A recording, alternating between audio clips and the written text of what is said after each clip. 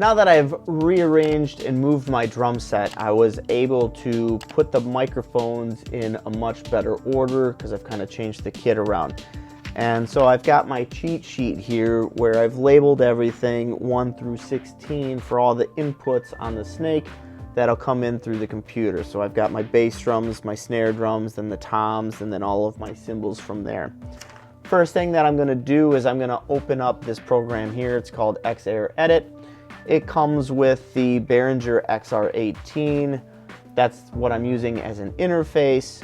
And basically from there, I've gone in and I've labeled, all of my inputs to match what I have on the snake. So, input 1 through 16, and then I've labeled it bass in, bass out, snare top, snare bottom, etc., all the way to the end. Now what I also want to do is here's my snare bottom. I want to change the polarity, flip that around, same with the popcorn snare. And then with all my cymbals being, overheads, I need to go in there and turn on all the phantom power so that those microphones will come to life. So we're going to change that and add all of my phantom power. And what I started with is I went into the mixer here and, for my snare drums, I went in there basically, and my bass drums and everything else, and I kind of did a preset guesstimate on what I think my volume should be at for each instrument. And what I will do then is we'll go into the other program and do a test run basically. So here's what I have for the XR program. That'll go into the interface. And now if I open up GarageBand, and yes, I said GarageBand, currently that's what I am using for recording. I do actually have Logic Pro and Final Cut Pro. I just honestly haven't had the time to learn the programs yet. It's something that I really do want to do. I just haven't had the time to do it. And I'm not a professional. I just basically am a guy that got bored and wanted to start doing these videos. So I went on YouTube like you are right now and watched a bunch of videos. The hardest part is that everybody does something differently and everyone has their own way of doing something. So I just put a whole bunch of ideas together that I kind of gathered, and now here we are. So in GarageBand, I just created a new track, brought in all my inputs, so 1 through 16, and I went ahead and labeled all those the same as I did in the XR program off of my cheat sheet here. But then what I did is I like color coding everything. So my bass drums are in the blue color, my snare drums are in this teal color, my toms are in a green, and then my cymbals go from yellow down to orange. And when I'm recording, it helps me see where I'm at quicker, and I really like that feature. What I'm gonna do is I'm gonna get all these prepared. I'm gonna hit the record button here, and I'm gonna go over to the drum set. I'm gonna hit each drum 8 times, and all I'm trying to do is set the levels. So basically I'm gonna hit the drums, I'm gonna come over, see how the levels are, make sure I'm not blowing out the mic or the mic isn't too underpowered, and try to figure out where I am to get that wavelength nice and even between each drum. And then I'll go back, make some changes, go back over, do it again, and set it up, because I'm a one-man operation here. I know you could run an iPad with this, but I don't have my children keep stealing my iPad, so it's just easier for me to just do it this way. So I'm gonna get this set up real quick. We're gonna hit record, let this punch out. I'm gonna head over to the drums, hit each drum 8 times, come over, see where it sits, do it again, and then we'll start working on the EQing. So let's get started.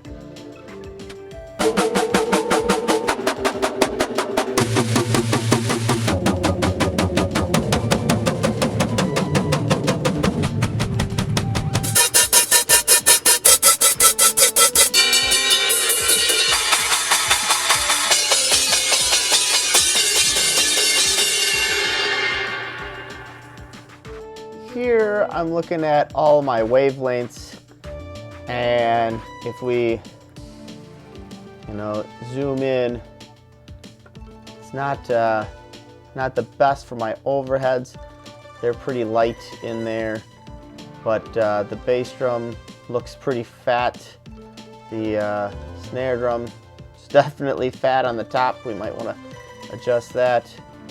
And let's see, just overall looking at it, you know, quickly, like my 12-inch tom can come up, my 14 can come up, my 16 looks really good, the 18's not so bad. Here are the bass drums, they look pretty good. It's a nice little wavelength in there. Look at that bad boy, yep.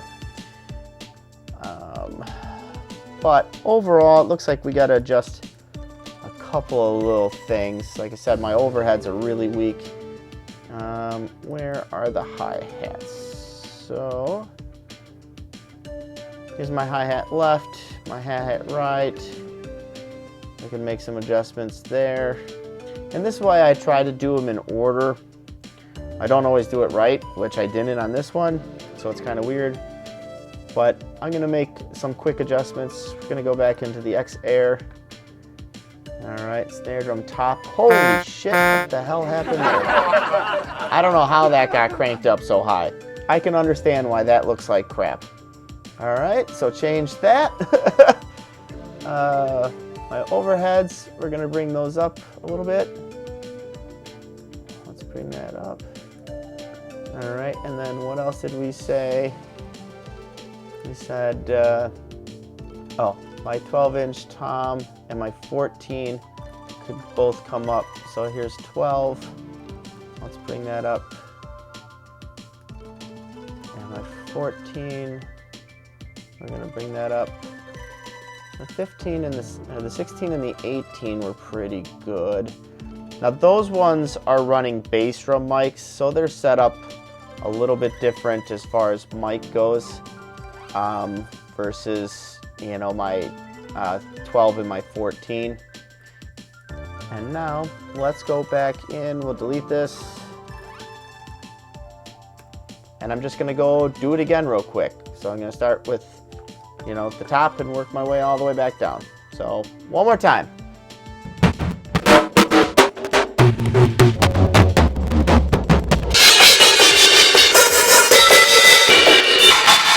I've got all my drums re-recorded now, from bass drum to snare drum, popcorn, my toms, all the way into my overhead left, right, hi-hat, and then down to my china. And you can see it looks like everything looks very even. I'm very happy with this so far, and that's great. So the first thing I do is I actually want to do a phase shift, and I know a lot of people don't like it and some people do like it, and I learned it in a class that I kind of took on this YouTube channel. And basically, like right now, if I play this, I don't know how well you hear it. So here's my kick, here's my snare.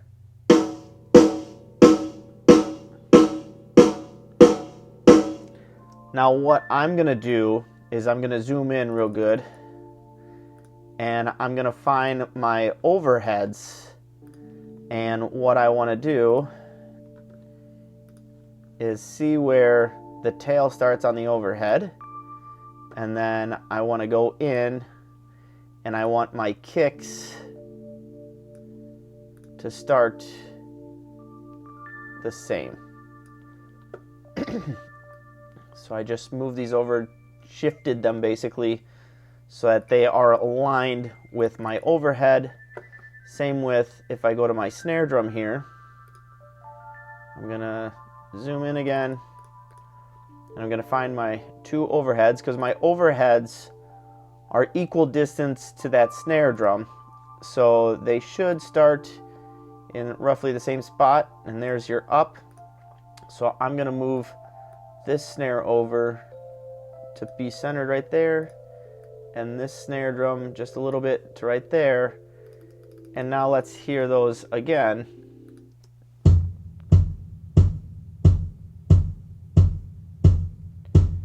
The snare.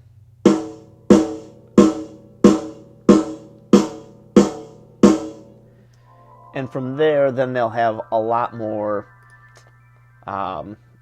basically, it really brings it to life a lot. It really does help the sound, because if you're fighting your sound waves, if they're on different, you know, spectrums, it doesn't really help. And I found that if I phase everything and I just align these so that they start together with accordance to the overheads, everything just sounds so much cleaner and brighter and bigger and bolder. So I just kind of try to get, you know, there's the overhead, there's my first tom, just move that over just a squidge. Same with, you know, my 14. And what you have to remember too is, like, okay, the overhead on the left for the 14 is going to be a little bit different than the overhead on the right, because my 14's way over here and my overhead left is here versus my overhead right. So I'm trying to align it with my overhead left, which is the closest to that microphone. And then when I get to like my 16s and my 18s, I'm going to align them to the right side and not the left side. So here's my overhead right. So I'm going to align it to the right, not to the left, because they're off by just a hair. And so I'll put that there. And then we'll keep going. And that's the first thing that I like to do. Oops. Stop. Just trying to align, not to play. Whee! All right, so there's my up. Move this over to my up. So that's the first part that I do. Now, as far as miking goes, I have some preset sounds that I like. I also do not sample. I don't know how to sample, to be honest, so I don't do any sampling. So when you hear my videos, those are straight just my drums. There's no sampling involved.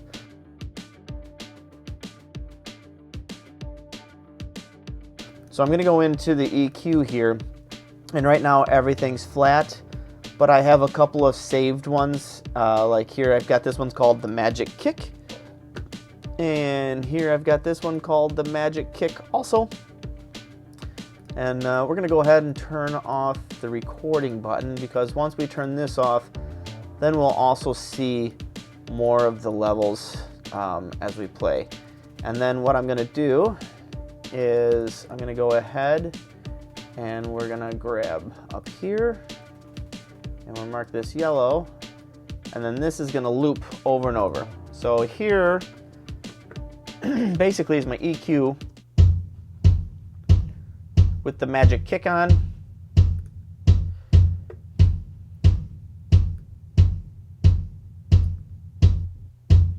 And then if I turn it back off, not sure if you'll hear the difference from there, but this is very subtle. Now I'll turn it back on, and instantly it's got a lot more boom, a lot more depth. So I'm gonna do that. I'll also go in there and I'm gonna turn on the noise gate, and that'll help with all the bleeding too. There is some preset noise gates in there. They're kind of nice. You know, they help with the levels of some of what you're dealing with. But like if I click on this noise gate and I drop this down, there's actually one that says percussion gate, and it brings it all the way up to minus 12 dB. So it's a pretty aggressive noise gate, but I don't want anything else in there except for that kick. So I don't mind that at all. I'm gonna put this down to that percussion, and then that means that if I turn this off and we get this going, now through the rest of this, I shouldn't hear anything else. Shouldn't hear anything but that. So if I turn on just my bass drums, nope, I hear no snare drums cranking through, which is really good. I don't want that bleed in there. So then, yeah, so now I'm gonna spend time and I'm literally gonna do the same thing. So I'm gonna go to this snare drum, I'm gonna go to EQ, and again, I've already got a couple preset, you know, like magic snare I call it, snare bottom. I'm gonna do the same on that. And then what I'll do is once I do that, then I'll spend some time going in there and dialing it in. So let's hear here's just the top snare drum. Just the top snare. And there's some weird buzzy in there, so we're gonna focus on that. But here's without the EQ. Here's with the EQ. So it makes a pretty big difference. And then here's the bottom one. Let's see if we hear that. Now again, the bottom, we're going to make some adjustments to these levels because we just want it to be a subtle snare drum hit. I don't want it to be an aggressive snare drum hit. Here's without EQ. Here's with EQ. Now we put them together.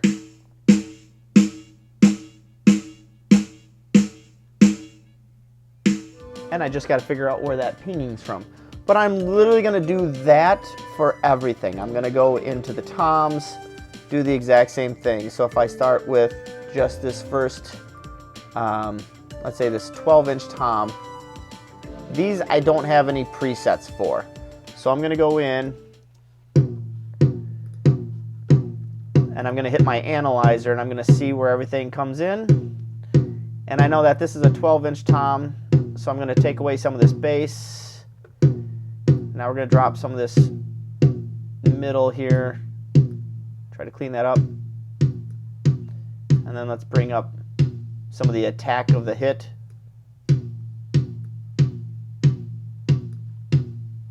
Maybe add a little bit of bass to it.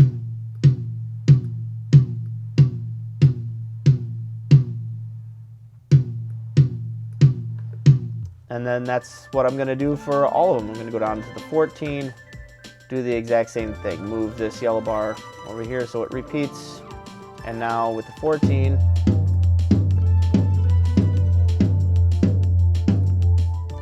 I'm going to take off a little bit of bass, but the same thing. I'm going to try to bring out my mids.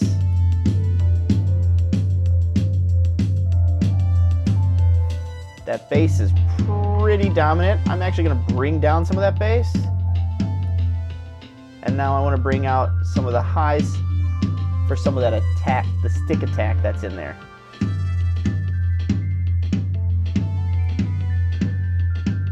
Okay. And one by one, that's what I'm going to do next. Then once I'm done with that, then I'll go ahead and I'll do some playing and I'll see how my overall mix is. So I'm going to spend some time right now, try to clean up all these bass parts, these toms, snares, overheads, and get all the mix dialed in. So I just spent some time dialing this in. It's not 100%. I'll tweak this thing forever, you know, and I'll keep tweaking it once I put some music behind it and see how it all falls together. But here basically is what I would say, you know, 90% done on my part for the test run for the leveling and now EQing also. So check this out. So it'll go bass, snares, toms, and then all my cymbals. So bass drum.